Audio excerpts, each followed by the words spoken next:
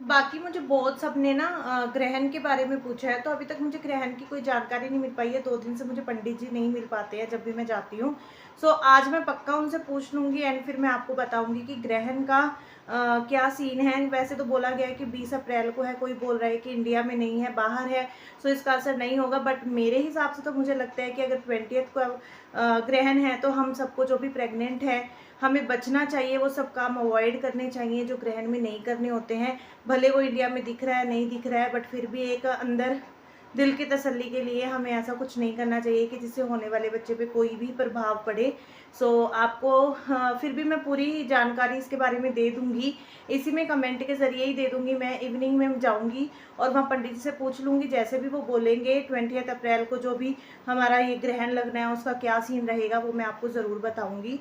And बाकी तो जो भी होगा सब आपको पता ही है। नॉर्मली मैं आपको डेली अपनी बातें बताती ही रहती हूँ। और आपके पास भी अगर मेरे लिए कोई क्वेश्चंस है, कोई क्वेरीज हैं, तो आप प्लीज़ मुझे कमेंट करते रहिए, मैं आपको रिप्लाई करती रहूँगी।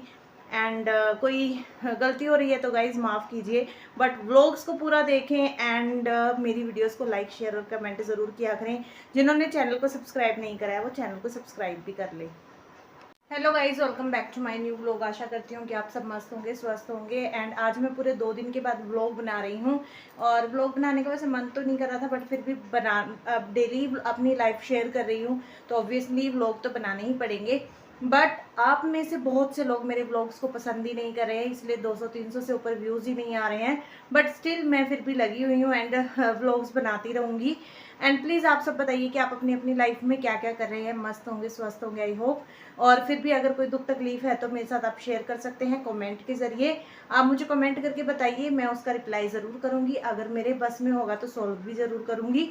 और आज के ब्लॉग की शुरुआत करेंगे हम अपने नॉर्मल रूटीन से। किसी ने मुझसे पूछा था कि मैम आप प्रेग्नेंट हैं तो आप प्रेगनेंसी में क्या खा रही हैं, सो हमें प्लीज़ बताइए।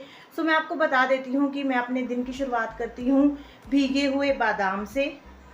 क्योंकि बोला जाता है कि थोड़ा बहुत हमें क्योंकि हम डाउन फील करते हैं, सो थोड़ा एनर्जेटिक भी रहना पड़ता है। सो आपको थोड़े से बादाम रात को पानी में भिगो के रख देने हैं, 4 से 5।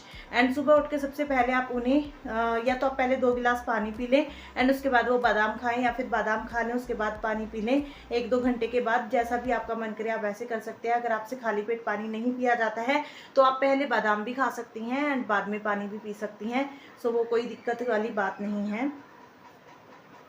एंड उसके बाद फिर मैं सेकंड मेरा स्टेप रहता है, मैं क्योंकि दूध नहीं पीती हूँ, दूध पीना बहुत ज़रूरी होता है मुझे। वैसे भी डॉक्टर ने बोला है कि आपको कम से कम 2 गिलास दूध पीना है, एक सुबह में एंड एक इवनिंग में। सो मैं सुबह सुबह तो दूध नहीं पी पाती हूँ, बट उसकी जगह पे मैं दूध पत्ती पी लेती हूँ। उसके साथ में 3-4 बिस्किट खा लेती हूँ, लेकिन हाँ दूध पीना ज़रूरी होता है, तो मैं स्टार्ट करूँगी।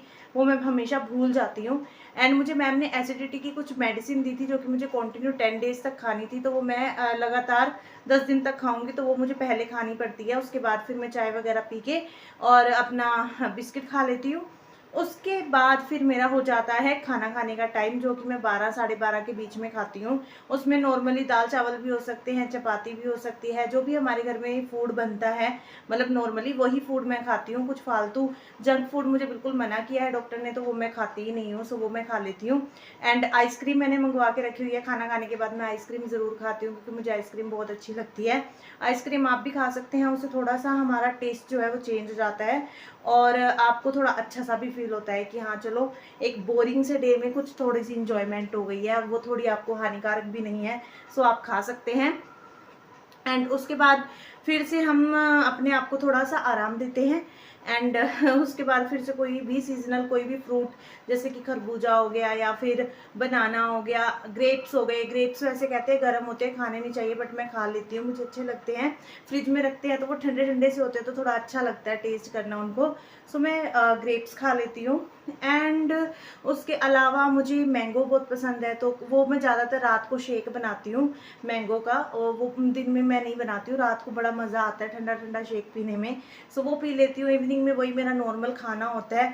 सो ऐसा कुछ मैं स्पेशल नहीं खाती हूँ गाइज कि मुझे कुछ स्पेशल खाना है। हाँ नारियल पानी पीती हूँ और एक कच्चा नारियल मंगवा के रख लेती हूँ, फिर उसे छील के रख लेती हूँ। जब भी मेरा मन करता है निकलते चलते कुछ भी काम करते हुए मैं वो एक पीस उठाती हूँ और उसे खा लेती हूँ।